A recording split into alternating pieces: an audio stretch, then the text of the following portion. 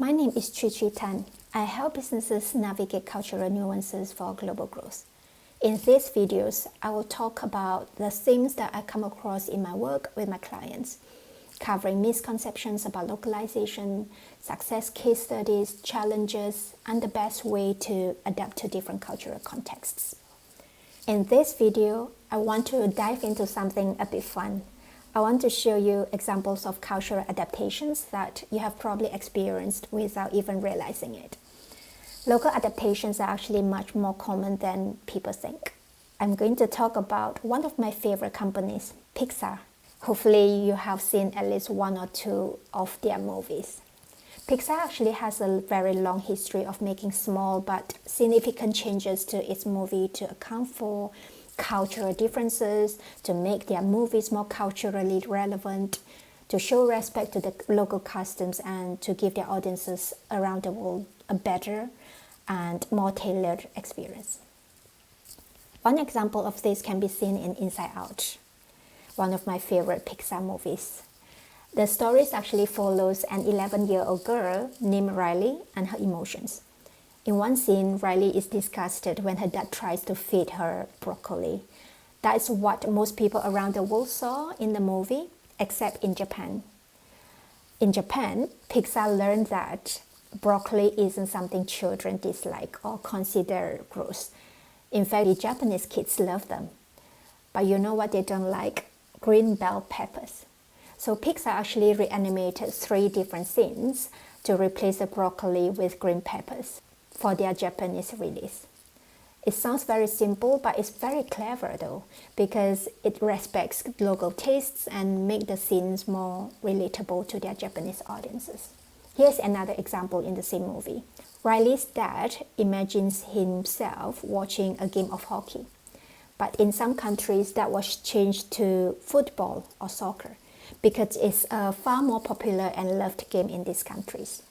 Again, this might sound like minor tweaks, but Pixar team was very clear on what localization is and what it's not for the company.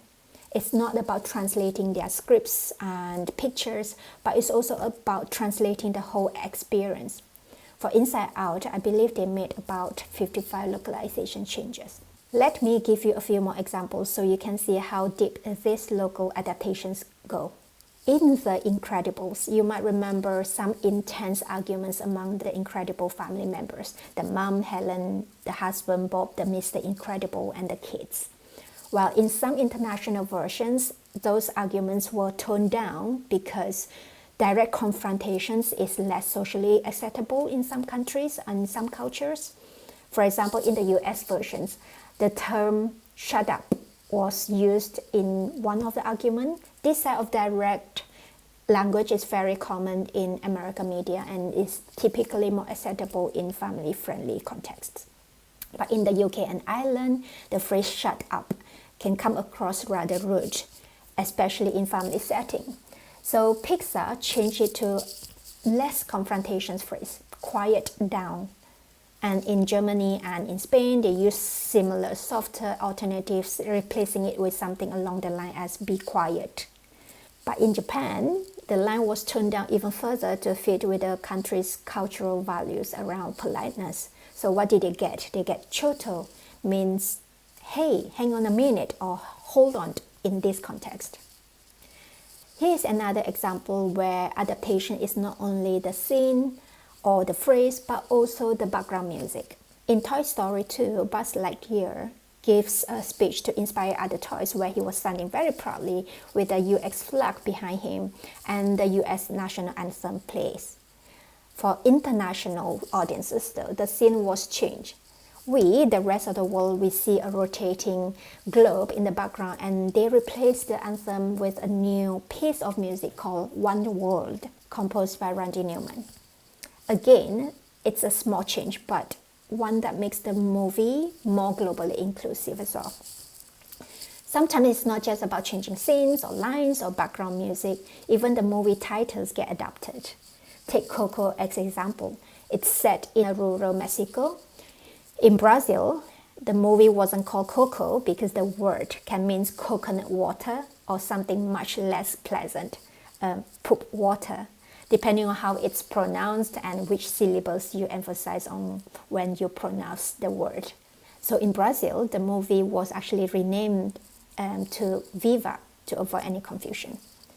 These cultural adaptations for each market are a sign of respect for their local audience, but also much more than that, though, they enhance the viewing experience by making it more relevant to their culture and their customs and what they're familiar with.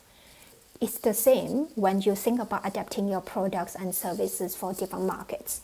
It's not just about tweaking your products or interface design. It goes far beyond that. It goes into your marketing materials, your campaign themes, your operations, even your payment methods and pricing plans, all the content you offer. And sometimes you might even need to rethink your brand name or positionings in these markets. Local adaptations should touch on multiple facets of a business. You know what the secret is? The best local adaptations are the ones that fit so seamlessly into experience to the point that where your local audience doesn't even notice them. But if they are missing, trust me, people will notice and they will either be frustrated or complain about them or just simply stop using your product or service altogether. I hope you enjoy these examples and find this video both insightful and maybe a bit thought-provoking. If you have any other thoughts about this topic, or if there's something specific you want me to cover or you want me to answer, please post a comment below.